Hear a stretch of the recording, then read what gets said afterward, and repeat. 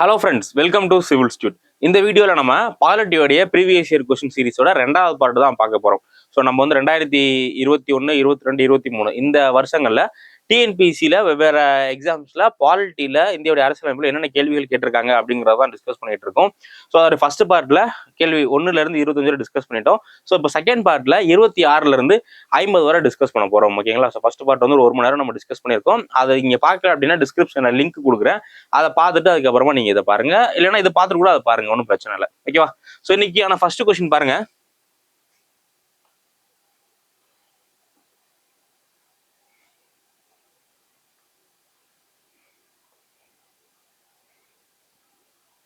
Okay, so இன்னைக்கான first question பாருங்க. இந்தியாவில் அரசியல் கட்சிகளுக்கு அதிகாரப்பூர்வ அங்கீகாரம் வழங்குவது யாருன்னு கேட்டிருக்காங்க. Political parties R given recognition. So இந்தியாவுடைய அரசியல் கட்சிகள் இருக்குல்ல, அதுக்கு யார் வந்து அங்கீகாரம் வழங்குவா? ஆப்ஷன் பாருங்க. பிரசிடென்ட் ஆஃப் இந்தியா, அதுக்கடுத்து வந்து parliament, election commission, all party parliamentary committee. So இது நீங்க படிக்கும் போதே ஈஸியா நீங்க வந்து இதுல எது தப்பு அப்படிங்கிறத ஈஸியா எலிமினேட் பண்ணிடலாம். குடியரசுத் தலைவர் கிடையாது, ஏன்னா குடியரசுத் தலைவரை பத்தி அதிகாரங்கள் படிச்சிருப்போம். அவருக்கு வந்து இந்த மாதிரி ஒரு அதிகாரமே நம்ம வந்து கேள்விப்பட்டிருக்க மாட்டோம். ஸோ அதனால அதையும் நீங்க வந்து இது பண்ணிடலாம். அதுக்கடுத்து பாராளுமன்றத்துக்கும் என்ன, கட்சிகள் அங்கீகரிக்கிறதுக்கான அதிகாரம் கிடையாது. பாராளுமன்றம் அப்படிங்கிறது சட்டம் இயற்றுறதுக்கான, லா மேக் பண்றதுக்கான ஒரு பாடி தான் பாராளுமன்றம். ஓகேங்களா? ஸோ அப்போ அதுவும் வந்து வராது.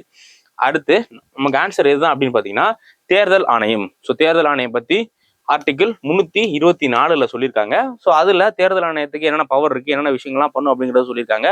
அதுல முக்கியமான வேலை என்ன அப்படின்னா பொலிட்டிக்கல் பார்ட்டிஸ்க்கு ரெகனைஸ் பண்றது, பொலிட்டிக்கல் பார்ட்டியை அங்கீகரிக்கிறது இவங்க தான். எந்தெந்த கட்சிகள் எல்லாமே தேசிய கட்சிகள், எதெல்லாம் மாநில கட்சிகள் அப்படின்னு சொல்லிட்டு கட்சிகள் அங்கீகரிக்கிறது யார் அப்படின்னா தேர்தல் ஆணையம் தான் அங்கீகரிக்கிறாங்க. ஸோ இதுக்கான ஆன்சர் பாத்தீங்க அப்படின்னா எலெக்ஷன் கமிஷன். ஸோ இன்னொரு கொஸ்டின் வந்து நம்ம அதுக்கான கிரைட்டீரியாஸ் என்ன அப்படிங்கிறத வந்து பார்ப்போம். ஸோ நீங்க இதில் புரிஞ்சுக்க வேண்டிய விஷயம் என்ன அப்படின்னா, இப்போ நீங்களே ஒரு நாளைக்கு போய் ஒரு பொலிட்டிக்கல் பார்ட்டி, இப்போ சமீபத்தில் பார்த்தீங்க அப்படின்னா விஜய் வந்து பொலிட்டிக்கல் பார்ட்டி வந்து ஆரம்பிச்சிருக்காரு. ஸோ அப்போ அவருடைய பொலிட்டிக்கல் பார்ட்டி என்ன பண்ணுவாங்க, ஃபர்ஸ்ட் வந்து எலெக்ஷன் கமிஷனில் ரிஜிஸ்டர் பண்ணுவாங்க. அது வந்து கம்பல்சரி. எல்லா பொலிட்டிக்கல் பார்ட்டியும் என்ன பண்ணணும், நீங்க எலெக்ஷன்ல கண்டெஸ்ட் பண்ணணும் அப்படின்னா உங்களுடைய கட்சியை நீங்க போயிட்டு எலெக்ஷன் கமிஷனில் ரிஜிஸ்டர் பண்ணணும். ரிஜிஸ்டர் பண்ணி ஒரு சில பொலிட்டிக்கல் பார்ட்டிஸ் வந்து நல்லா பெர்ஃபார்ம் பண்ணுவாங்க. அந்த பொலிட்டிக்கல் பார்ட்டிக்கு மட்டும் என்ன பண்ணுவாங்க, எலெக்ஷன் கமிஷன் வந்து அங்கீகாரம் வந்து கொடுப்பாங்க.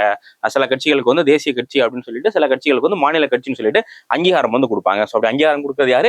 Election commission of India.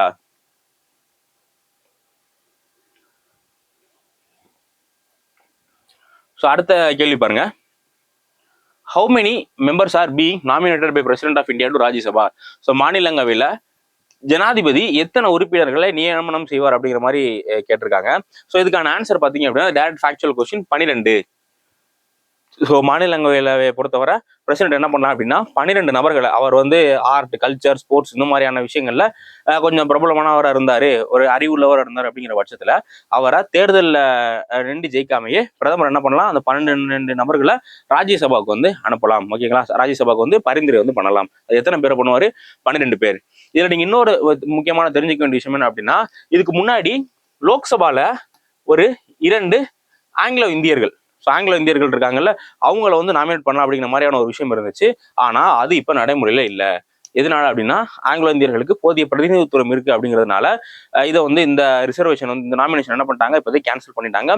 So இப்போதைக்கு நாமினேஷன் அப்படிங்கிறது ஒன்லி ராஜ்யசபால மட்டும்தான் இருக்கு, லோக்சபால எந்த நாமினேஷனும் கிடையாது. ஓகேங்களா? ஸோ இப்போ இதான் இதுக்கான ஆன்சர் பார்த்தீங்க அப்படின்னா 12 தான் இதுக்கான சரியான ஆன்சர்.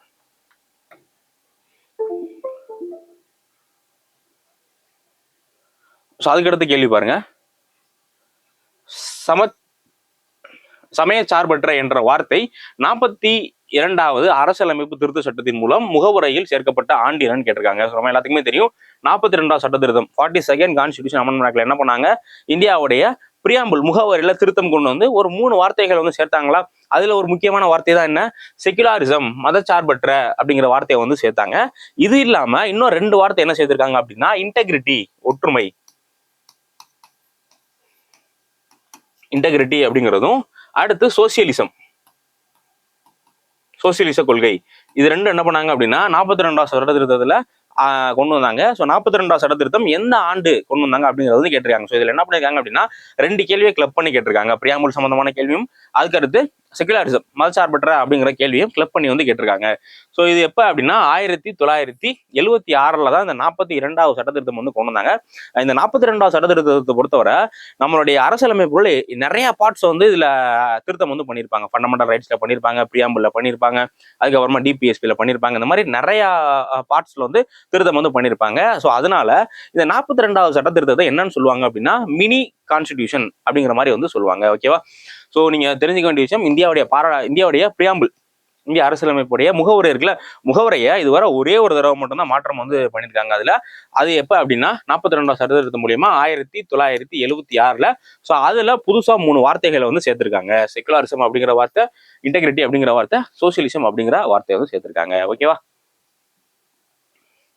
ஸோ இந்த கொஸ்டினை பொறுத்தவரை நீங்க ஒரு ஈஸியா, சப்போஸ் உங்களுக்கு தெரியல, எல்லாத்துக்குமே தெரிஞ்சிருக்கும், அப்படி தெரியலனா கூட நீங்க என்ன பண்ணலாம் அப்படின்னா ஒரு இன்டெலிஜென்ட் கெஸிங் வந்து யூஸ் பண்ணலாம். ஏன்னா என்ன சொல்லியிருக்காங்க, 42வது சட்ட திருத்தம் சொல்லியிருக்காங்களா, அப்போ 1947 நீங்க ஈஸியா எலிமினேட் பண்ணிடலாம். எதனால 1950 தான் நம்மளுடைய கான்ஸ்டிடியூஷன் வந்து நடைமுறைக்கு வந்தது. அப்போ 1947 சட்ட திருத்தம் பண்ணியிருக்க வாய்ப்பே கிடையாது.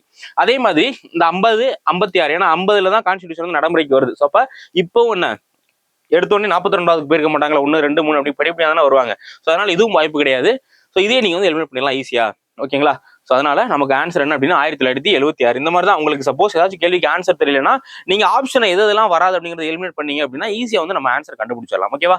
ஏன்னா எல்லா கொஸ்டினுக்கும் ஆன்சர் தெரியணும் அப்படிங்கிறது நமக்கு அவசியம் கிடையாது. ஏன்னா டிஎன்பிஎஸ்சி கொஸ்டினோட அந்த தரமே அப்படிதான் இருக்கும். இப்போ 75 கேள்விகள் கேட்கறாங்க அப்படின்னா அதுல 75மே ஈஸியா இருக்கு. அது ஒரு 40, 30 தான் ஈஸியா இருக்கும். அதுக்கப்புறமா பாத்தீங்க அப்படின்னா ஒரு 10 கேள்விகள் வந்து நமக்கு குழப்பங்கிற மாதிரி இருக்கும். இன்னொரு 10, 15 கேள்விகள் வந்து எதுவுமே தெரியாது. ஓகேங்களா? ஸோ அப்ப எதுவுமே தெரியாத ரொம்ப அந்த கடினமான கேள்விகள் இருக்குல்ல, அந்த கடினமான கேள்விகளுக்கெல்லாம் யார் வந்து சரியான பதில் அளிக்கிறாங்களோ அவங்க தான் ஃபைனலா போஸ்டிங் வந்து வாங்குறாங்க. ஸோ அப்ப இந்த மாதிரியான கடினமான கேள்வி, இது ஈஸியான கேள்வி தான். கடினமான கேள்விகள்லாம் நீங்க இந்த மாதிரி எலிமினேஷன் டெக்னிக் வந்து ஃபாலோ பண்ணி வந்து பழகுங்க. ஓகேவா? ஸோ அடுத்த கேள்விக்கு போயிடலாம். இந்திய அரசியலமைப்பு சட்டத்தில் எந்த பிரிவு மற்றும் பிரிவுகள் குடியுரிமை இழத்தல் பற்றி குறிப்பிடுகிறதுன்னு கேட்டிருக்காங்க. ஸோ நம்ம இந்திய அரசியல் சட்டத்துல நிறைய பார்ட்ஸ் இருக்குல்ல, நிறைய பிரிவுகள் இருக்குல்ல, அதுல எந்த பிரிவு வந்து குடியுரிமை, ஒரு நபர் இந்த விஷயங்கள்லாம் பண்ணிட்டாரு அப்படின்னா அவருடைய குடியுரிமை வந்து இழந்துருவாரு அப்படிங்கிற மாதிரி எதுல சொல்லியிருக்காங்கன்னு கேட்டிருக்காங்க. ஸோ அப்போ இதை பொறுத்தவரை நமக்கு ஆன்சர் என்ன அப்படின்னு பாத்தீங்கன்னா இதுல ஆர்டிகிள்ஸும் கொடுத்துருக்காங்க, எந்த பிரிவு எந்த ஆர்டிகிளும் கொடுத்துருக்காங்க. ஸோ இதுல நமக்கு ஆன்சர் பாத்தீங்க அப்படின்னா பார்ட் 3 இல்லைங்கிறது தெரியும். ஏன்னா பார்ட் 3 அப்படிங்கிறது என்ன, எல்லாருமே படிச்சிருப்பீங்க, அடிப்படை உரிமைகள், ஃபண்டமெண்டல் ரைட்ஸ் தான் பார்ட் 3ல வந்து பேசியிருக்காங்க. அப்போ பார்ட் 3 வந்து கிடையாது. இது 2 தான். ஸோ இந்த மாதிரி இதுல நீங்க பாத்தீங்கன்னா இது 2 தான் க்ளோஸா இருக்கு. பாத்தீங்களா, இதுலயும் பார்ட் 2 கொடுத்துருக்காங்க, இதுலயும் பார்ட் 2 கொடுத்துருக்காங்க, பட் ஆர்டிகல் மட்டும் சேஞ்ச் பண்ணிருக்காங்க. ஸோ இந்த மாதிரி சில ஆப்ஷன் வந்து ரொம்ப க்ளோஸா இருக்கும் பட்சத்துல அந்த 4 ஆப்ஷன்ல இருந்து நீங்க என்ன பண்ணிடலாம், அந்த 2 மட்டும் தனியா பிரிச்சு வந்து எடுத்துடலாம். எடுத்துட்டு அது 2ல எதுவா இருக்கும் அப்படிங்கிறத நீங்க வந்து அனாலிசிஸ் பண்ணணும். அப்போ இதுல பாத்தீங்க அப்படின்னா நமக்கு ஆன்சர் வந்து பார்ட் 2 பிரிவு 2 ஆர்டிகிள் 5ல இருந்து ஆர்டிகிள் 11 வரை குடியுரிமை பத்தி, யார் யாருக்கெல்லாம் குடியுரிமை கிடைக்கும். இது பொறுத்த ஒரு முக்கியமான விஷயம் என்ன அப்படின்னா 1950 வரை மட்டும் தான் இதுல பேசியிருப்பாங்க. ஓகேவா? ஸோ 1950 வரை யார் யாரெல்லாம் இந்திய குடிமகன், யார் யாரெல்லாம் இந்திய குடிமகன் இல்லை அப்படிங்கிற விஷயங்கள் மட்டும் தான் இதுல பேசியிருப்பாங்க. 1950க்கு அப்புறமா யார் வந்து இந்தியாவுடைய குடிமகன் அப்படிங்கிறத முடிவு பண்ற அதிகாரம் யாருக்கு இருக்கு அப்படின்னா இந்தியாவுடைய பாராளுமன்றத்துக்கு தான் இருக்கு. ஸோ அதுக்காக தான் என்ன பண்ணிருக்காங்க, சிட்டிசன்ஷிப் ஆக்ட் 1955. ஸோ இந்த ஆக்ட் வந்து கொண்டு வந்திருக்காங்க. இந்த ஆக்ட் ரீசெண்டா கூட அமெண்ட்மெண்ட் பண்ணாங்கல்ல, அதை பத்தி போன குரூப் 1 2022 நடந்த குரூப் 1 ஒரு கொஸ்டின் வந்து கேட்டிருக்காங்க. 2019 கொண்டு வந்த சிட்டிசன்ஷிப் அமெண்ட்மெண்ட் ஆக்ட் பத்தி கேள்வி கேட்டிருக்காங்க. ஸோ நீங்க பாத்துக்க வேண்டிய விஷயம் என்ன அப்படின்னா இதுவரை இந்த சிட்டிசன்ஷிப் அமெண்ட்மெண்ட் ஆக்ட், சிட்டிசன்ஷிப் ஆக்டை எத்தனை தடவை மாற்றம் பண்ணிருக்காங்க, அமெண்ட்மெண்ட் வந்து பண்ணிருக்காங்க அப்படிங்கறத வந்து பாத்துக்கோங்க. ஸோ இதுல வந்து பாத்தீங்க அப்படின்னா இது வந்து நமக்கு தெரியும் ஃபண்டமெண்டல் ரைட்ஸ். ஸோ பார்ட் 4 அப்படிங்கிறது எது சம்பந்தமா உள்ளது அப்படின்னா டிபிஎஸ்பி, அரசுக்கான வழிகாட்டு நெறிமுறைகள் இருக்குல்ல, அதுதான் வந்து பார்ட் 4ல உள்ளது. ஸோ அப்போ நீங்க என்ன பண்ணுங்க, படிக்கும்போது இந்த பார்ட்டே நீங்க சேர்த்து படிங்கன்னா அதுல இருந்து என்ன பண்றாங்க, கேள்விகள் வந்து கேட்கறாங்களா. ஸோ அப்போ அதனால இந்திய அரசியலமைப்புல எந்த பகுதியில எது, இது எல்லாமே தேவையில்ல. பார்ட் 1ல இருந்து பார்ட் 5 வரை ரொம்ப ரொம்ப முக்கியம். ஓகேங்களா? எந்தெந்த பகுதியில என்னென்ன இருக்கு அப்படிங்கிறத படிச்சுக்கோங்க.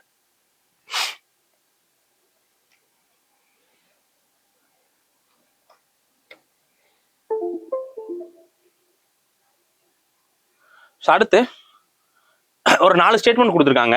அதுல எது வந்து தவறானதுன்னு கேட்டிருக்காங்க. ஸோ நீங்க இந்த மாதிரி ஸ்டேட்மெண்ட் படிக்கும் போது ஃபால்ஸ் அப்படிங்கிறத பாத்துக்கணும். இந்திய குடியரசுத் தலைவர் தேர்தலில் போட்டியிடுவதற்கான தகுதிகள் பற்றி தவறான ஏன்னா சில சமயம் வந்து நமக்கு வந்து அந்த கேள்வி கரெக்டா தெரிஞ்சிருக்கும், ஆனா இந்த மாதிரி சின்ன சின்ன மிஸ்டேக் வந்து நம்ம பண்ணுவோம். இன்கரெக்ட்னு கேட்டிருப்பாங்க, அது நம்ம வந்து கரெக்ட்னு நினைச்சிக்கிட்டு ஆன்சர் வந்து போட்டுருவோம். அந்த மாதிரி போடுறதுனால உங்களுக்கு என்னதான் கான்செப்ட் வந்து கொஸ்டின் ஈஸியா இருந்தாலும், உங்களுக்கு கான்செப்ட் தெரிஞ்சிருந்தாலும் நீங்க ஒரு சின்ன கேர்லெஸ் மிஸ்டேக் பண்றதுனால உங்களுக்கு வந்து ஒரு கொஸ்டின் வந்து தப்பாறதுக்கு வாய்ப்புகள் இருக்கு. ஸோ அதனால கொஸ்டின் எப்பவுமே தெளிவா படிக்கணும். ஓகேங்களா? ஸோ என்ன கேட்டிருக்காங்க, குவாலிஃபிகேஷன் தகுதிகள் வந்து கேட்டிருக்காங்க.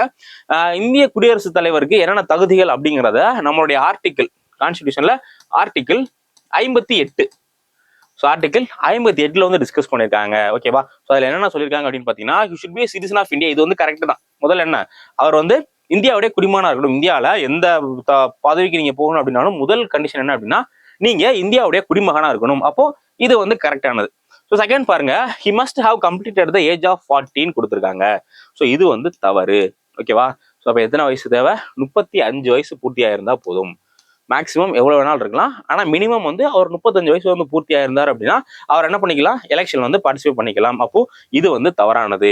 அதுக்கடுத்து இது பாருங்க, he must not hold any office of profit or union, state or local government. அவர் என்ன பண்ணிருக்க கூடாது, நடுவண் அரசு, மாநில அரசு, உள்ளாட்சி அமைப்பின் கீழ் ஊதியம் பெறும் பதவியில்.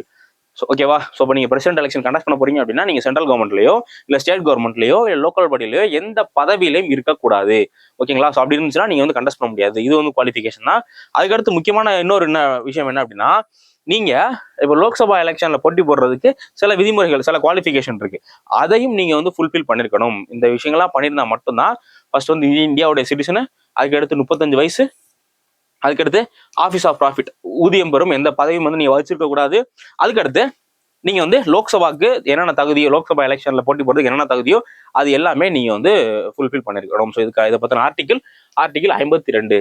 ஏன்னா பிரசிடென்ட், வைஸ் பிரசிடென்ட் இந்த மாதிரியான கேள்விகள் கேட்கும் போது நிறைய ஆர்டிகிள் பேஸ் பண்ணி கேட்கறாங்க. ஸோ அதனால அந்த ஆர்டிகிள்ல வந்து நல்லா பார்த்துக்கோங்க. ஆர்டிகிள் 58 அப்படிங்கிறது பிரசிடென்டோட, குடியரசுத் தலைவருடைய தகுதிகள் என்னென்ன அப்படிங்கிறத பத்தி பேசியிருக்காங்க.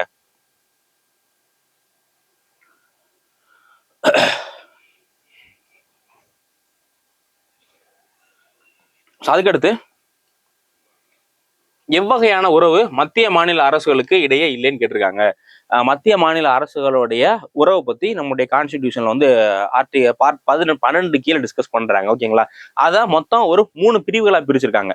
ஸோ அதுல முதல் பிரிவு என்ன அப்படின்னா லெஜிஸ்லேட்டிவ் ரிலேஷன், சட்டமன்ற உறவுகள். ஸோ இது வந்து ஆர்டிகிள் 245 இருந்து ஆர்டிகிள் 255. ஸோ இதுவரை வந்து சட்ட மாநிலங்களுக்கும் சென்ட்ரல் கவர்மெண்ட்டுக்கும் ஸ்டேட் கவர்மெண்ட்டுக்கும் லெஜிஸ்லேஷன்ல சட்டம் இயற்றல என்னென்ன அதிகாரம், எந்தெந்த விஷயங்கள்லாம் வந்து மாநிலம் வந்து சட்டம் இயற்றலாம், எதுலாம் வந்து ஒன்றிய அரசு வந்து சட்டம் இயற்றலாம், எதுலாம் இவங்க 2 பேரும் சேர்ந்து சட்டம் இயற்றலாம் அப்படிங்கிற மாதிரியான விஷயங்கள் தான் இதுல வந்து இந்த ஆர்டிகிள் 245 இருந்து 255 வரை டிஸ்கஸ் பண்ணியிருக்காங்க. ஸோ இதுல தான் வந்து இந்த 7th ஷெட்யூல் நீங்க படிச்சிருப்பீங்களா, union list, state list, concurrent list. இந்த யூனியன் லிஸ்ட்ல central government full and full power இருக்கு. இந்த ஸ்டேட் லிஸ்ட்ல ஸ்டேட் கவர்மெண்ட் என்ன பண்ணிக்கலாம், லா வந்து மேக் பண்ணிக்கலாம். இந்த கன்கரண்ட் லிஸ்ட் அப்படிங்கிறதுல பொதுப்பட்டியல்ல இவங்களும் லா மேக் பண்ணலாம், 2 பேரும் வந்து லா மேக் பண்ணிக்கலாம். ஓகேவா? சப்போஸ் அந்த மாதிரி ஒரு விஷயம் இருக்கு. ஃபார் எக்ஸாம்பிள் இப்போ வந்து பாத்தீங்க அப்படின்னா எஜுகேஷன் அப்படிங்கிறது இதுல தான் இருக்கு. அப்போ எஜுகேஷன்ல இப்போ தமிழ்நாடு ஸ்டேட் கவர்மெண்ட்டும் லா மேக் பண்றாங்க, அதே மாதிரி சென்ட்ரல் கவர்மெண்ட்டும் லா மேக் பண்றாங்க. இப்போ என்ன ஆகுது, அந்த சட்டத்துக்கு வந்து ஒரு கான்ஃபிளிக்ட் வந்து ஏற்படுது. ஸோ அப்படின்னா சென்ட்ரல் கவர்மெண்ட் கொண்டு வந்த லா தான் செல்லுபடியாகும். ஓகேங்களா? ஸோ இதான் வந்து இந்த லிஸ்ட். ஸோ இதை வந்து 245 இருந்து 255 வரை டிஸ்கஸ் பண்ணிருக்காங்க. ஓகேங்களா? ஸோ அதுக்கடுத்து அட்மினிஸ்ட்ரேட்டிவ் ரிலேஷன், நிர்வாக உறவுகளை பொறுத்தவரை இதுவும் வந்து கான்ஸ்டிடியூஷன்ல அந்த 3 இதுல நிர்வாக உறவுகளும் ஒண்ணு. இது 256 இருந்து 263 வரை. ஸோ இதுல வந்து IAS officer, IPS officer, so இவங்களுக்குலாம் பதவி எப்படி போடுறது அப்படிங்கிற சம்பந்தமான விஷயங்கள், எக்ஸிக்யூட்டிவ் சம்பந்தமா எல்லா விஷயங்களுமே இதுல தான் வந்து டிஸ்கஸ் பண்ணியிருப்பாங்க. ஸோ அதுக்கடுத்து 3வது என்ன அப்படின்னா பப்ளிக் ஃபினான்ஸ். ஸோ இது வந்து பாத்தீங்க அப்படின்னா ஆர்டிகிள் 268 மேல இதை பத்தி டிஸ்கஸ் பண்ணிருப்பாங்க. 268 இருந்து 93 வரை இந்த ஃபைனான்ஸ் பத்தி டிஸ்கஸ் பண்ணிருப்பாங்க. ஸோ இதுல மத்திய மாநில அரசுகள் எப்படி அவங்களுடைய நிதியை பங்கிட்டுக்கிறாங்க, அவங்க வந்து வரி எப்படி விதிக்கிறாங்க, அந்த வரியை எப்படி பகிர்ந்துக்கிறாங்க அப்படிங்கிற மாதிரியான விஷயங்கள் எல்லாமே இதுல இந்த ஃபினான்ஷியல் ரிலேஷன்ல இருக்கும். இது வந்து கிடையாது, பப்ளிக் ரிலேஷன் அப்படிங்கிறது கிடையாது. ஓகேவா? ஸோ அப்ப which does not take the relationship கேட்டிருக்காங்க. அப்போ அந்த பப்ளிக் ரிலேஷன் அப்படிங்கிறது இதுல மத்திய மாநில உறவுகள்ல வந்து வராது. ஸோ மத்திய மாநில உறவுகள் அப்படிங்கிறது ரொம்பவே முக்கியமான டாபிக். ஸோ இதுல வந்து எல்லா விஷயங்களையும் நீங்க நல்லா தெளிவா படிச்சுக்கோங்க. முடிஞ்சா நம்மளுடைய சேனல்ல அந்த மத்திய மாநில உறவுகள் பத்தி ஒரு செப்பரேட்டா வீடியோ கூட வந்து போடலாம். ஸோ வேணும் அப்படின்னா கமெண்ட் செக்ஷன்ல கமெண்ட் பண்ணுங்க. ஸோ கொஞ்சம் ஃபாஸ்டா போகணும், அப்போதான் நம்ம வந்து நிறைய கொஸ்டின் வந்து பார்க்க முடியும்.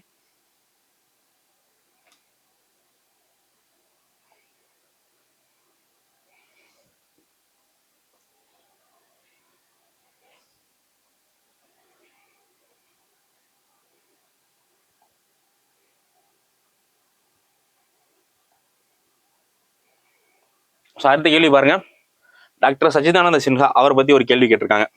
நம்ம எல்லாத்துக்குமே படிச்சிருப்போம் சச்சிதானந்த சின்ஹா பத்தி. ஸோ அவரை பத்தி என்ன அப்படின்னா, first he was the oldest member elected as a temporary president of அசம்பிளின்னு கேட்டிருக்காங்க. ஸோ இவர் வந்து சபையின் மூத்த உறுப்பினராக தற்காலிக தலைவராக தேர்ந்தெடுக்கப்பட்டார் அப்படிங்கிற மாதிரி கேட்டிருக்காங்க. இது வந்து சரிதான். இந்தியாவுடைய கான்ஸ்டிடியூஷன் அசம்பிளி வந்து ஆரம்பிக்கிறாங்கல்ல. ஸோ ஆரம்பிக்கும் போது முதல் கூட்டத்துக்கு வந்து யாரை தலைவராக போடுறாங்க அப்படின்னு பார்த்தீங்கன்னா, அந்த சச்சிதானந்த சின்ஹா தான் தலைவராக போடுறாங்க. எதை பேஸ் பண்ணி அவர் தலைவராக போடுறாங்க அப்படின்னா, இவர் தான் இந்தியாவுடைய அந்த அரசியல் நிர்ணய சபை இருக்குல்ல, அதோடைய மூத்த தலைவர் இவர் தான். இவர் தான் வந்து ரொம்ப வயது முதிர்ந்தவராக இருக்காரு. ஸோ அதனால வந்து இவர் தலைவராக போடுறாங்க. இந்த மாதிரியான ப்ரொவிஷன் வந்து எந்த கண்ட்ரி ஃபாலோ பண்ணாங்க அப்படின்னு தெரிஞ்சுன்னா கீழே கமெண்ட் செக்ஷன்ல கமெண்ட் பண்ணுங்க. ஸோ இந்த விஷயம் வந்து ஒரு கண்ட்ரியில இருந்து நம்ம அடாப்ட் பண்ணியிருப்போம். ஓகேவா? ஸோ இவர் வந்து முக்கியமான விஷயம் டெம்பரரி, தற்காலிகம். அந்த முதல் இதை இது பண்றதுக்கு மட்டும்தான், நடைமுறைப்படுத்துறதுக்கு மட்டும்தான் என்ன பண்றாங்க, இவர் வந்து தலைவராக போடுறாங்க. ஸோ அதுக்கடுத்து he was elected as vice president of அசம்பிளின்னு கொடுத்துருக்காங்க. இது வந்து தவறு. ஓகேவா? இதனால தவறு அப்படின்னா, கான்ஸ்டிடியூஷன் அசம்பிளியோட வைஸ் பிரசிடென்டா துணைத் தலைவரா 2 பேரை போடுறாங்க. ஸோ ஒருத்தவர் யார் அப்படின்னா முகர்ஜி, HC முகர்ஜி அப்படிங்கிறவரையும், அதுக்கடுத்து கிருஷ்ணமாச்சாரி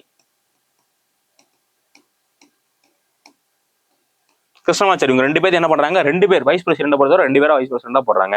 அப்போ இது வந்து தவறு. அதுக்கடுத்து he was elected as president of அசம்பிளின்னு போட்டிருக்காங்க. இது வந்து தவறு. இவர் வந்து ஒன்லி தற்காலிக டெம்பரரி பிரசிடென்ட் மட்டும்தான். அப்போ பிரசிடென்ட்டா யாரை தேர்ந்தெடுத்தாங்க அப்படின்னா நம்ம எல்லாத்துக்குமே தெரியும், டாக்டர் ராஜேந்திர பிரசாத். ஓகேங்களா? ஸோ டாக்டர் ராஜேந்திர பிரசாத் தான் பிரசிடென்ட்டா வந்து தேர்ந்தெடுக்கிறாங்க. ஓகேங்களா? ஸோ அப்போ இது வந்து தவறானது.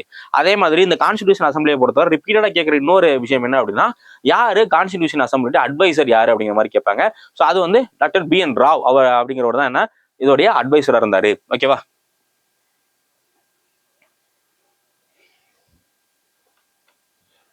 அடுத்த கேள்வி, ஒரு கட்சி தேசிய கட்சியாக நம்ம பார்த்தோம்ல, யார் வந்து கட்சிகள் அங்கீகரிக்கிறாங்க அப்படின்னு சொல்லிட்டு எலெக்ஷன் கமிஷன் அங்கீகரிக்கிறாங்கன்னு பார்த்தோம்ல, அதுக்கு சில கண்டிஷன் வந்து இருக்கு. அதை பத்தி தான் கேள்வி கேட்டிருக்காங்க. ஒரு கட்சியை தேசிய கட்சியை அங்கீகரிக்கணும் அப்படின்னா, சமீபத்தில் லோக்சபா பொது தேர்தலில் 4 அல்லது அதற்கு மேற்பட்ட மாநிலங்களில் மொத்தம் செல்லுபடியான வாக்குகளில் எத்தனை சதவீதம் பெற்றிருக்கணும் அப்படிங்கிற மாதிரி கேட்கறாங்க. ஓகேங்களா? ஸோ இதுக்கு வந்து நிறைய கண்டிஷன் இருக்கு. அதுல ஒன் ஆஃப் த கண்டிஷன் தான் என்ன அப்படின்னா, 4 அல்லது அதற்கு மேற்பட்ட மாநிலங்கள்ல நடந்த லோக்சபா தேர்தலில் எத்தனை சதவீதம் வாக்கு வந்து அவங்க வாங்கணும் அப்படிங்கிற மாதிரி கேட்டிருக்காங்க. ஸோ இதுக்கு சரியான விட என்ன அப்படின்னா 6% மேல வாக்கு வந்து வாங்கியிருக்கணும். அப்படி இல்லைன்னா அவங்க என்ன பண்ணிருக்கணும், 2% சீட்ஸ் வந்து வின் பண்ணியிருக்கணும். ஓகேவா? ஸோ 2% சீட்ஸ் வந்து வின் பண்ணியிருக்கணும்.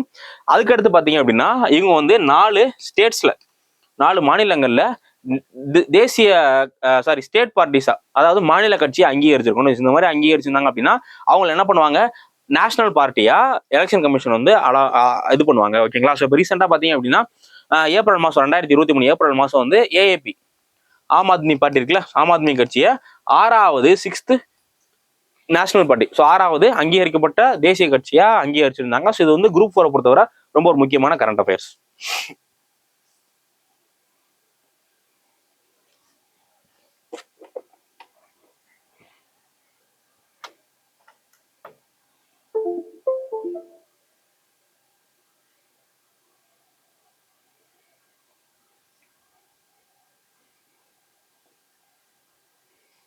ஸோ அதுக்கடுத்து ஃபைண்ட் த ஆட் ஒன் அவுட்னு கேட்டிருக்காங்க. ஓகேவா? மாறுபட்ட ஒன்றை கண்டுபிடிங்க. ஸோ ஃபர்ஸ்ட் வந்து ரைட் டு ஃப்ரீடம் அப்படிங்கிறது எல்லாமே என்ன அப்படின்னா நம்மளுடைய ஃபண்டமெண்டல் ரைட்ஸை ஒரு 6 கேட்டகரியா பிரிச்சிருப்பாங்க. ஓகேங்களா? அதை பத்தி தான் கேள்வி வந்து கேட்கறாங்க. ஸோ ரைட் டு ஃப்ரீடம் அப்படிங்கிறது இருக்கு. ஓகேங்களா? ரைட் டு ஃப்ரீடம் அப்படிங்கிறது நம்மளுடைய கான்ஸ்டிடியூஷன்ல இருக்கு. அதே மாதிரி ரைட் டு ரிலீஜன் இருக்கு. ஆர்டிகல் 25 இருந்து ஆர்டிகல் 28 வரை ரைட் டு ரிலீஜன், சமய சார்பு உரிமை. அதுக்கு அடுத்து ரைட் டு கான்ஸ்டிடியூஷன் ரெமிடிஸ் இருக்கு. ஆர்டிகல் 32 தீர்வு காணும் உரிமை அதுவும் இருக்கு. ஆனா ரைட் டு ப்ராப்பர்ட்டி கிடையாது. ஸோ ரைட் டு ப்ராப்பர்ட்டி அப்படிங்கிறது ஆர்டிகல் 19க்கு கீழே இருக்கும். அதே மாதிரி தனியாகவும் ரைட் டு ப்ராப்பர்ட்டி பத்தி ஃபண்டமெண்டல் ரைட்ஸ்ல இருந்துச்சு. ஆனா அது என்ன பண்ணிட்டாங்க, 46th கான்ஸ்டிடியூஷன் அமெண்ட்மெண்ட் ஆக்ட் 44வது 44th கான்ஸ்டிடியூஷன் அமெண்ட்மெண்ட் ஆக்ட்ல அதை வந்து தூக்கிட்டாங்க. ஓகேவா? ஸோ அப்ப இப்போதைக்கு நம்ம கான்ஸ்டிடியூஷன்ல இது மட்டும் தான், right to freedom of religion இருக்கு, ரைட் டு ஃப்ரீடம் இருக்கு, கான்ஸ்டிடியூஷனல் ரெமெடி இது மட்டும் தான் இருக்கு. ப்ராப்பர்ட்டி வந்து நமக்கு அடிப்படை உரிமை கிடையாது. ஸோ இது எதில் வச்சிருக்காங்க அப்படின்னா ஆர்டிகல் 307 திருப்பி வச்சுட்டாங்க. ஸோ அதனால ரைட் டு ப்ராப்பர்ட்டி அப்படிங்கிறது நமக்கு வந்து ஃபண்டமெண்டல் ரைட்ஸ் கிடையாது.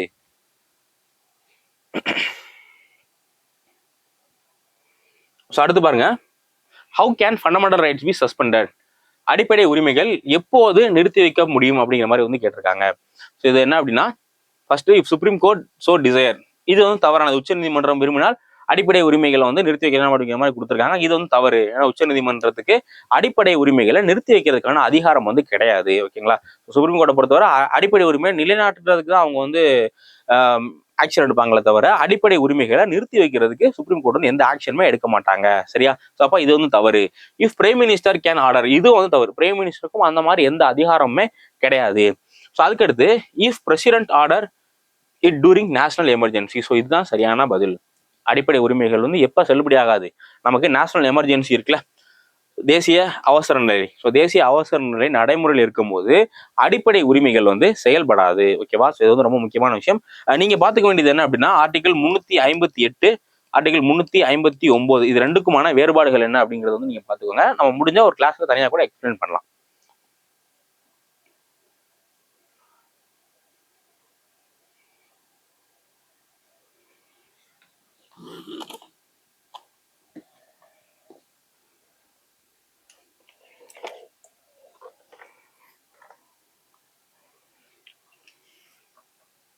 அடுத்த கேள்வி பாருங்க,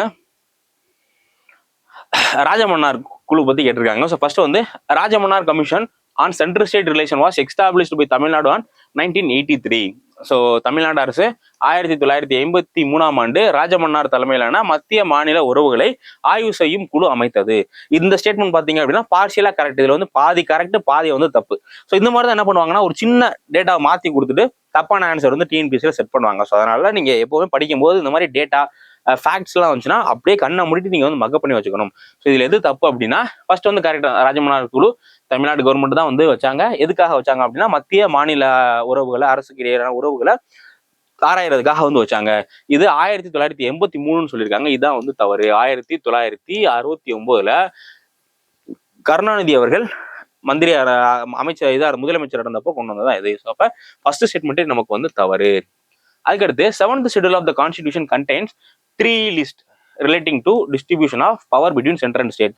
நம்ம வந்து சென்ட்ரல் ஸ்டேட் ரிலேஷன் பத்தி ஒரு கொஸ்டின் பார்த்தோமா? அப்ப நான் சொன்னா central list, state list, concurrent list அப்படிங்கிற 3 பத்தி சொன்னா அது வந்து எதுல தான் பேசியிருக்காங்க அப்படின்னா, இந்த 7th schedule 7வது அட்டவணையில தான் பேசியிருக்காங்க. அப்போ இது வந்து கரெக்ட். இப்போ நீங்க நம்ம 2 ஸ்டேட்மெண்ட் எலிமினேட் பண்றோம்ல, கண்டுபிடிச்சோம்ல. ஸோ இதை வச்சு நீங்க வந்து ஆன்சர் கண்டுபிடிக்கலாம். ஃபர்ஸ்ட் 1வது வந்து வராது. இதுல வந்து 1 இருக்கு. அப்போ ஏ வந்து வர்றதுக்கு வாய்ப்புகள் இல்லை. அதே மாதிரி இதுல 2 இருக்கு. ஸோ இதுலயும் 1 இருக்கு. இது வந்து வர்றதுக்கு வாய்ப்பு இல்லை. பிலையும் பாத்தீங்கன்னா 1 இருக்கு. அப்போ நீ இந்த மொதல் ஸ்டேட்மெண்ட் எலிமினேட் பண்ணிருந்தாலே நீங்க என்ன பண்ணிடலாம், இந்த கொஸ்டினுக்கு ஈஸியா ஆன்சர் போடலாம். ஸோ அதனால எலிமினேஷன் டெக்னிக் வந்து முடிஞ்ச அளவுக்கு நீங்க வந்து மார்க் டெஸ்ட் எல்லாமே ஃபாலோ பண்ண ஆரம்பிங்க. அதுக்கடுத்து இந்த ஸ்டேட்மெண்ட் பாருங்க, the central state relation revolves around the flagrum of distribution of power between central and state. இதுவும் கரெக்ட் தான். அதிகார பகிர்வு மத்திய மாநில உறவுகளின் அச்சாணியாக இருக்கிறது. ஸோ இது வந்து கரெக்ட் தான். மத்திய அரசாங்கத்தின் அதிகாரம் தேசத்தின் எல்லை முழுவதும் காணப்படும். இது வந்து கரெக்ட் தான். ஏன்னா சென்ட்ரல் கவர்மெண்டோட பவர் வந்து இந்தியா ஃபுல்லாமே இருக்கும். ஓகேவா?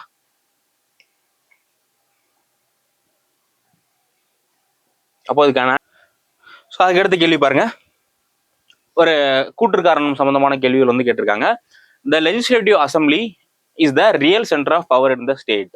ஸோ மாநில சட்டமன்றம் மாநில அதிகாரத்தின் உண்மையான அதிகார மையம் ஆகும். இது வந்து கரெக்ட் தான். ஏன்னா லெஜிஸ்லேட்டிவ் கவுன்சில், லெஜிஸ்லேட்டிவ் அசம்பிளி இது ரெண்டையும் கம்பேர் பண்ணும்போது மாநிலங்களுடைய லெஜிஸ்லேட்டிவ் அசம்பிளிக்கு தான் அதிகமான பவர் இருக்கு. ஓகேங்களா? அவங்க தான் வந்து மையப்புள்ளி. ஓகேங்களா? அப்ப இது வந்து கரெக்ட் தான்.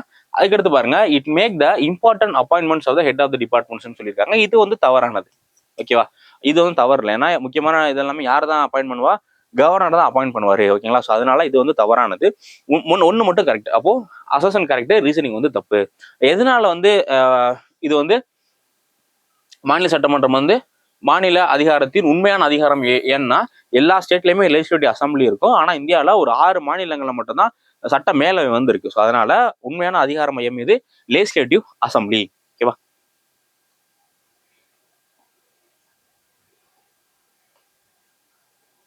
ஸோ அதுக்கடுத்து பண மசோதா மணி பில் பத்தி ஒரு கேள்வி வந்து கேட்டிருக்காங்க. மணி பில்ல பொறுத்தவரை can be introduced in council of state. So money bill என்ன பண்ணிக்கலாம்? நம்ம கொஸ்டின் மிஸ் பண்ணிட்டோமான்னு பார்த்துக்கலாம். ஒரே நிமிஷம். ஓகே.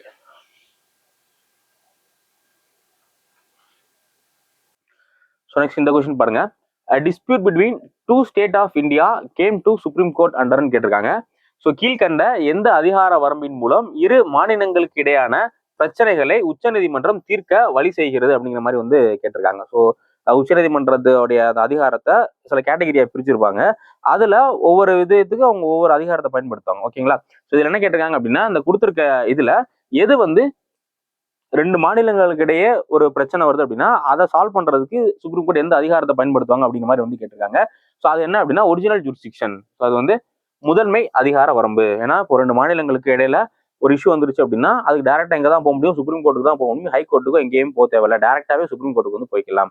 பட் மித்த விஷயங்கள்லாம் இருக்குல்ல, இப்போ அப்பீல் படி போகணும் அப்படின்னா ஃபர்ஸ்ட் வந்து டிஸ்ட்ரிக்ட் கோர்ட்டு, அதுக்கப்புறமா ஹை கோர்ட், அதுக்கப்புறம் தான் வந்து சுப்ரீம் கோர்ட்டுக்கு வந்து போக முடியும். ஆனா ஒரு ரெண்டு மாநிலங்களுக்கு இடையே ஏதோ பிரச்சனை ஏற்பட்டிருக்கு அப்படிங்கிற பட்சத்துல டேரக்டா நம்ம வந்து சுப்ரீம் கோர்ட்டுக்கு வந்து போய்க்கலாம். ஸோ அதான் வந்து ஒரிஜினல் ஜூரிஸ்டிக்ஷன். ஜுடிஷியல் ரிவ்யூ அப்படிங்கிறது நமக்கு எல்லாத்துக்குமே தெரியும். ஆர்டிகல் 13 ஜுடிஷியல் ரிவ்யூ பத்தி டிஸ்கஸ் பண்ணிருப்பாங்க. இந்த அட்வைசரி ஜூரிஸ்டிக்ஷன் அப்படிங்கிறது ஆர்டிகல் 143.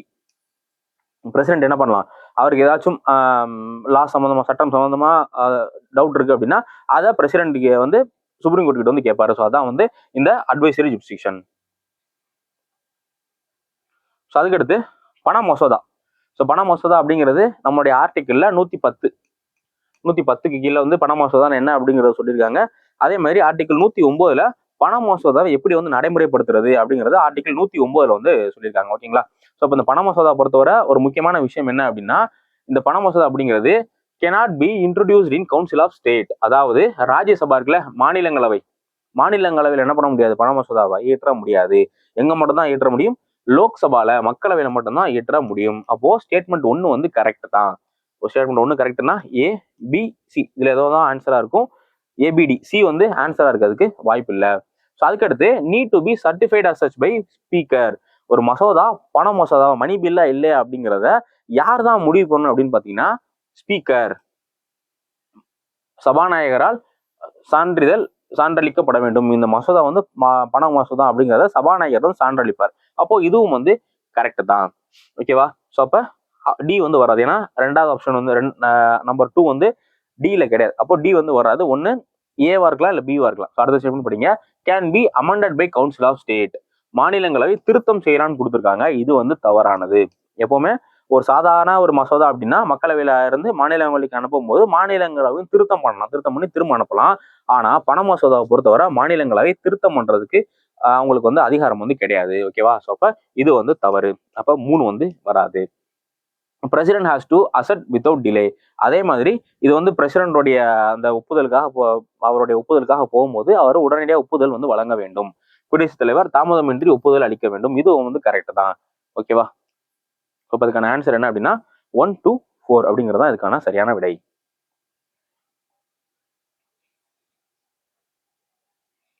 அதுக்கடுத்த கேள்வி, மதச்சார்பற்ற என்பதன் உண்மையான பொருள் என்ன? செக்குலரிசம் அப்படிங்கிறதுக்கான உண்மையான பொருள் கேட்டிருக்காங்க. ஒன் ரிலீஜியஸ் ஸ்டேட், ஒரு மத அரசு. இது வந்து தவறு. இப்போ ஒரு மத அரசு, இப்போ பாகிஸ்தான் அப்படிங்கிறதுல ஒரு மதம். அதே மாதிரி மியான்மர் இந்த மாதிரியான நாடுகள் எல்லாமே, நேபாள் இந்த மாதிரி நாடுகள் எல்லாமே ஒரு மதம் தான் அங்க இருக்கும். ஆனா அது வந்து செக்குலரிசம் கிடையாது. அப்போ ரெண்டாவது என்ன, அரசு மதம் என்ற ஒன்றே இல்லை. இது வந்து கரெக்ட். செக்குலரிசம் அப்படிங்கிறதுல என்ன அர்த்தம், மதச்சார்பற்ற நாடு அப்படின்னா அந்த நாட்டுக்குன்னு எந்த ஒரு அபிஷியல் ரிலிஜனுமே இருக்காது, எந்த ஒரு மதமே அந்த நாட்டுக்குன்னு அபிஷியலா இருக்காது. அப்போ இது வந்து correct. Don't have a state religion. 2 religious ஸ்டேட்டும் தப்பு, மல்டி ரிலிஜியஸ் ஸ்டேட்டும் தப்பு. So don't have a state religion. அரசுக்குன்னு சொல்லிட்டு இந்த மதம் தான் இந்த அரசோட மதம் அப்படிங்கிற மாதிரி வந்து எதுவுமே இருக்காது. ஸோ அதான் வந்து செக்குலரிசம். ஸோ அதுக்கடுத்து, which of the following state has bicameral legislature? ரொம்ப முக்கியமான கேள்வி. பின்வரும் மாநிலங்களில் ஈரவை உள்ள சட்டமன்றம் எவைன்னு கேட்டிருக்காங்க. இதை பத்தி ரெகுலரா பைகேமரலிசம் பத்தி கொஸ்டின்ஸ் வந்து கேட்டுக்கிட்டே இருக்காங்க. பொதுவா நம்மளுடைய பார்லிமெண்ட்டை பொறுத்தவரை, ஸோ பார்லிமெண்ட்ல 2 அவை இருக்குமா, ஒன்னு லோக்சபா இருக்கும், இன்னொன்னு வந்து ராஜ்யசபா இருக்கும். ஓகேவா? இது வந்து பாராளுமன்றத்துக்கு. அதே மாதிரி மாநிலங்களுக்கு பாத்தீங்க அப்படின்னா லெஜிஸ்லேட்டிவ் அசம்பிளி, சட்டமன்றம் இருக்கும், சட்டப்பேரவை இருக்கும். அதே மாதிரி லெஜிஸ்லேட்டிவ் கவுன்சில், சட்ட மேலவை இருக்கும். ஸோ இது வந்து கண்டிப்பா இருந்தே ஆகணும். லோக்சபா ராஜ்யசபா அப்படிங்கிறது கம்பல்சரி இருந்தே ஆகணும். ஆனா மாநிலங்களை பொறுத்தவரை 2 அவைகள் இருக்கணும் அப்படிங்கிற கட்டாயம் வந்து கிடையாது. ஒன்லி லெஜிஸ்லேட்டிவ் அசம்பிளி, சட்ட பேரவை மட்டும் இருந்தா போதும். சட்ட மேலவை வந்து இருக்கணும் அப்படிங்கிற அவசியம் கிடையாது. அந்த மாநிலங்கள் விரும்புனாங்க அப்படின்னா சட்ட மேலவை வந்து வச்சுக்கலாம், இல்லைன்னா வச்சுக்க தேவை கிடையாது. ஸோ இதை பத்தி ஆர்டிகிள் 168 168 சொல்லியிருக்காங்க. ஓகேவா? பட் இந்த சட்ட மேலவையை மாநிலங்கள் முடிவு பண்ணுவாங்க. ஆனா இருக்கணுமா இல்லையா அப்படிங்கிறத ஃபைனலா ஒப்புதல் வழங்குறது யாரு? பாராளுமன்றம் தான் ஒப்புதல் வழங்குவாங்க. ஓகேவா? ஸோ அப்ப இந்தியாவை பொறுத்தவரை ஒரு 6 மாநிலங்கள்ல மட்டும்தான் இரு அவைகள் வந்து இருக்கு. ஸோ அதுல இந்த கொடுத்திருக்க மாநிலங்கள் எது எதுலாம் இருக்கு அப்படிங்கிற மாதிரி கேட்டிருக்காங்க. ஸோ ஃபர்ஸ்ட் வந்து பீகார் வந்து சரிதான், கரெக்ட், பீகார்ல இருக்கு. குஜராத்ல கிடையாது. ஓகேங்களா? குஜராத்ல ஒரு அவை மட்டும்தான். அதுக்கடுத்து கர்நாடகா, உத்தரப்பிரதேஷ் இங்கேயுமே வந்து எங்கன்னா அப்படின்னா இரு அவைகள் வந்து இருக்கு. அப்போ இதுக்கான சரியான ஆன்சர் 1, 3, 4. 1, 3, 4 தான் இதுக்கான சரியான விடை. ஸோ அப்போ இது இல்லாம இந்த 3 இல்லாம வேற எந்த ஸ்டேட்ல இருக்கு அப்படின்னு பாத்தீங்கன்னா, மொத்தம் 6 ஸ்டேட்னு சொன்னா இந்த 6 ஸ்டேட் நீங்க ஞாபகம் வச்சுக்கிறதுக்கு அந்த ஸ்டேட் எங்க இருக்கு அப்படிங்கிறத ஈஸியா இது பண்ணிக்கோங்க. நம்ம 2 ஸ்டேட் 3 ஸ்டேட் பாத்தீங்கன்னா தமிழ்நாட்டுடைய அண்டை மாநிலங்கள். ஒன்னு ஆந்திர பிரதேஷ், இன்னொன்னு வந்து தெலுங்கானா. அதுக்கடுத்து வந்து கர்நாடகா. அதுக்கடுத்து வந்து கர்நாடகா. இது இல்லாம இங்க கொடுத்துருக்க பீகார், யூபி, ஸோ கடைசியா மகாராஷ்டிரா. இந்த 6 மாநிலங்கள்ல தான் இரு அவைகள் பைகாமரல் லெஜிஸ்லேச்சர் உள்ளது. இந்த 6 அவைகள் மொத்தம். கிளியரா? ஸோ அதுக்கு அடுத்த கேள்வி, இந்திய அரசியலமைப்பின் அடிப்படை கட்டமைப்பு எந்த பகுதியில், அடிப்படை கடமைகள் எந்த பகுதியில் எடுத்துரைக்கப்பட்டுள்ளதுன்னு கேட்டிருக்காங்க. So which part of the Indian constitution deals with fundamental duties. அடிப்படை கடமைகள் வந்து கீழே கொடுத்துருக்கிறதுல எந்த பகுதி நம்ம முன்னாடியே பார்த்தோம். சிட்டிசன்ஷிப் எந்த பகுதி அப்படிங்கிறதுல கேட்டிருந்தாங்க. பார்ட் 2 அப்படிங்கிறத பார்த்திருந்தோம். இதுல ஃபண்டமெண்டல் டியூட்டிஸ் எந்த பகுதின்னு கேட்டிருக்காங்க. ஸோ ஃபர்ஸ்ட் பார்ட் 2 நம்ம ஆல்ரெடி பார்த்தாச்சு. பார்ட் 2 என்ன? சிட்டிசன்ஷிப் பத்தி சொல்லியிருக்காங்க. அப்போ பார்ட் 2 வந்து வராது. அதே மாதிரி பார்ட் 3 எதை பத்தி சொல்லியிருக்காங்க? பார்ட் 3 அப்படிங்கிறது ஃபண்டமெண்டல் ரைட்ஸ், அடிப்படை உரிமைகள் பத்தி பேசியிருக்காங்க. ஸோ அதனால பார்ட் 2 வந்து வராது. அதுக்கடுத்து பார்ட் 5 வராது. பார்ட் 5 எதனால? பார்ட் 5 அப்படிங்கிறது யூனியன் எக்ஸிக்யூட்டிவ், மத்திய அரசு நிர்வாகத்துறை பத்தி பார்ட் 5ல வந்து டிஸ்கஸ் பண்ணிருக்காங்க. ஸோ அதனால இது வந்து வராது. நமக்கு ஆன்சர் என்ன அப்படின்னா பார்ட் 4A. ஓகேவா? அந்த இது வந்து 42வது சட்ட திருத்தம் மூலியமா தான், 42nd கான்ஸ்டிடியூஷன் அமெண்ட்மெண்ட் ஆக்ட் மூலியமா தான் இது வந்து ஆட் பண்றாங்க. ஓகேவா? ஸோ பார்ட் 4ல டிபிஎஸ்பி, பார்ட் 4Aல இது வந்து இருக்கு. ஓகேவா? ஸோ அதுக்கடுத்து ரிட் ஆஃப் மேண்டமஸ் என்பதன் பொருள் என்னன்னு கேட்டிருக்காங்க. ஸோ ரிட் ஆஃப் மேண்டமஸ் அப்படிங்கிற ரிட்டோடைய பொருள் என்ன அப்படிங்கிற மாதிரி வந்து கேட்டிருக்காங்க. So to have the body of ஆட்கொணர்வு, to forbid, to certify, we command. So இதுல வந்து இதுக்கான சரியான விடை வந்து ஆட்கொணர்வு. ஸோ ஆட்கொணர்வு நீதி பேரான அப்படிங்கிற மாதிரி சொல்லுவோம்ல. ஸோ அதான் வந்து மேண்டமஸ். அப்படின்னா என்ன அர்த்தம்? யாராச்சும் ஒரு ஆளை காணா அப்படிங்கிற பட்சத்துல அவரை வந்து இல்லீகலா டிடெயின் பண்ணி வச்சிருக்காங்க அப்படின்னா, எந்த வித இதுவுமே இல்லாம, எந்த வித கேஸ் எதுவுமே இல்லாம போலீஸ் வந்து ஒரு கஸ்டடியில் வச்சிருக்காங்க அப்படின்னா நம்ம என்ன பண்ணலாம்? இந்த ஆட்கொணர்வு மனு வந்து கொடுக்கலாம். ஸோ இதுல கோர்ட் என்ன பண்ணுவாங்கன்னா, எந்த நபர் மேல நம்ம ஆட்கொணர்வு மனு கொடுக்குறோமோ அந்த நபரை 24 மணி நேரத்துக்குள்ள கோர்ட்ல ப்ரொடியூஸ் பண்ணுங்க அப்படின்னு சொல்லிட்டு போலீஸ்க்கு உத்தரவு வந்து விடுவாங்க. ஓகேவா? ஸோ இதான் வந்து இந்த இது. ஸோ இதுல வி கமாண்ட் அப்படிங்கிறது, ஸோ மொத்தம் இந்த இதுல பாத்தீங்க அப்படின்னா மொத்தம் 4 விஷயம் இருக்கு. ஃபர்ஸ்ட் வந்து மேண்டமஸ் வந்து தப்பு. ஸோ இது வந்து ஹேபஸ் கார்பஸ் தான். இது சாரி நான் தப்பா சொல்லிட்டேன். ஹேபஸ் கார்பஸ்க்கு தான் to have the body of. Mandamus அப்படிங்கிறது வி கமாண்ட்.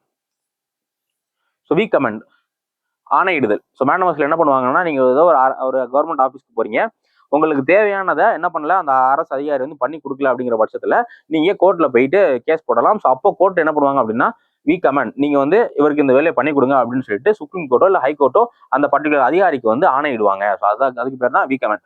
இது வந்து ஹேபஸ் கார்பஸ் தான். இந்த இது ஹேவ் த பாடி ஆஃப் அப்படிங்கிறது ஹேபஸ் கார்பஸ்.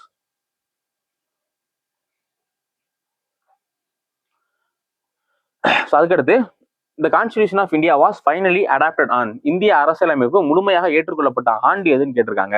ஏற்றுக்கொள்ளப்பட்ட ஆண்டு எது அப்படின்னா 26 நவம்பர் 1949. ஸோ இதுல தான் வந்து இது பண்றாங்க.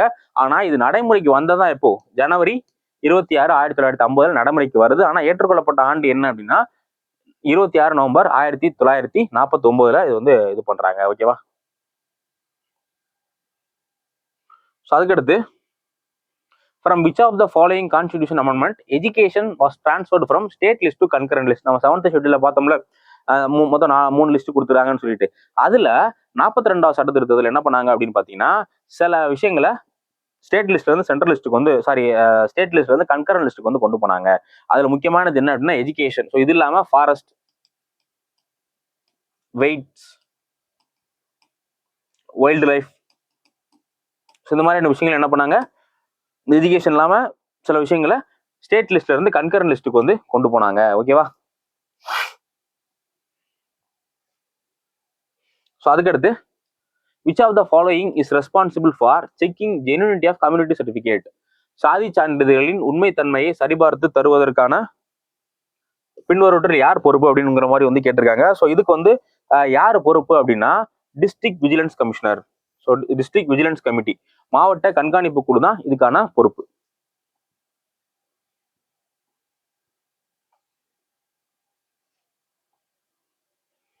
ஸோ அதுக்கடுத்து இந்த கான்செப்ட் ஆஃப் சோசியல் ஜஸ்டிஸ் அரோசின், சமூக நீதி என்னும் கருத்தானது உருவாக்கப்பட்டது எப்பன்னு கேட்டிருக்காங்க. ஸோ இது வந்து 19ஆம் நூற்றாண்டு. ஸோ இது வந்து ஒரு ஃபேக்சுவலான கொஸ்டின். 19ஆம் நூற்றாண்டுல உருவாகுது. ஸோ அடுத்து 49வது who termed justice as fairness. So இது எல்லாமே பார்த்தீங்க அப்படின்னா அவங்களோட 11th political science book, 11th 12th political science புக்ல இந்த மாதிரி தியரிஸ்லாம் கொடுத்துருப்பாங்க. ஜஸ்ட் அந்த தியரி யார் சொன்னா அப்படிங்கிறத மட்டும் நீங்க படிச்சுக்கிட்டா போதும். ஸோ இந்த ஜஸ்டிஸ் ஆஃப் ஃபேர்னஸ், நீதியை நியாயம் என்று கூறியவர் யார்? நீதியை நியாயம் என்று கூறியவர் அப்படின்னு கேட்டிருக்காங்க. இது வந்து ஜான் ரால்ஸ் சொல்லியிருக்காரு. நீதியை வந்து நியாயம்னு சொல்லியிருக்காரு. ஓகேவா? ஸோ அடுத்து நம்ம கடைசியான கேள்வி வந்து பார்க்க போறோம். ஸோ கடைசி பார்த்தீங்க அப்படின்னா according to which article election of Lok Sabha and Assembly for every state shall be conducted on the basis of adult suffrage. So மக்களவை மற்றும் ஒவ்வொரு மாநிலங்கள் சட்டமன்றங்களிலும் வயது வந்தோர் வாக்குரிமையின் அடிப்படையில் தேர்தல் நடத்தப்பட வேண்டும் என கூறும் இந்திய அரசியலமைப்பின் சட்டப்பிரிவு யாதுன்னு கேட்டிருக்காங்க. ஸோ இந்தியாவில் வந்து 18 வயசுக்கு மேல ஆயிட்டு நீங்க எலெக்ஷன் கமிஷன் ரெஜிஸ்டர் பண்ணிட்டீங்க அப்படின்னா யார் வேணாலும் என்ன பண்ணிக்கலாம், எலெக்ஷன்ல வந்து ஓட் போட்டுக்கலாம். ஸோ அப்படி அதிகாரம் வந்து நம்மளுடைய இந்திய அரசியலமைப்பு சட்டத்துல எதுல கொடுத்துருக்காங்கன்னு கேட்குறாங்க. ஆர்டிகிள் 326. ஸோ சட்டப்பிரிவு 326ல வந்து கொடுத்துருக்காங்க. ஓகேவா? ஸோ இதோட 50வது கொஸ்டின் வந்து முடிஞ்சிருச்சு. நம்ம அடுத்த பார்ட்ல 51ல இருந்து 75 வரை டிஸ்கஸ் பண்ணலாம். ஸோ டோட்டலா வந்து நம்ம ஒரு 200 கொஸ்டின் 2021, 22, 23 கேட்கப்பட்ட ஒரு 200 பாலிட்டி கொஸ்டின்ஸ் வந்து நம்ம கம்பேர் பண்ணி வச்சிருக்கோம். ஸோ அது வந்து நம்ம அடுத்தடுத்த சீரீஸ்ல வந்து பார்க்கலாம். ஸோ வேற ஏதாச்சும் வீடியோ வேணும் அப்படின்னாலும் கீழே கமெண்ட் செக்ஷன்ல நீங்க வந்து கமெண்ட் பண்ணுங்க. ஸோ அதிகமான கமெண்ட் வர வீடியோக்கு வந்து நம்ம அந்த டாபிக் வந்து நம்ம ஒரு வீடியோ எடுத்து வந்து போடலாம். ஸோ கீழே வந்து நம்மளோட டெலிகிராம் குரூப்போட லிங்க்கும் இருக்கு. ப்ளஸ் நம்மளுடைய சேனல்ல மராத்தான் சீரிஸ் வந்து நிறைய போட்டுட்டு இருக்கு. யூனிட் 8, யூனிட் 9 வந்து அப்லோட் பண்ணிருக்கோம். ஸோ அதை பாருங்க. அந்த ஒரே வீடியோல உங்களுக்கு வந்து எல்லா டாபிக்குமே கவர் ஆயிருக்கும் அந்த பர்டிகுலர் யூனிட்ல இருந்து. ஸோ வேற ஏதாச்சும் டவுட் இருந்துச்சுன்னா கமெண்ட் செக்ஷன்ல கமெண்ட் பண்ணுங்க. தேங்க்ஸ் ஃபார் வாட்சிங் சிவில் இன்ஸ்டிடியூட்.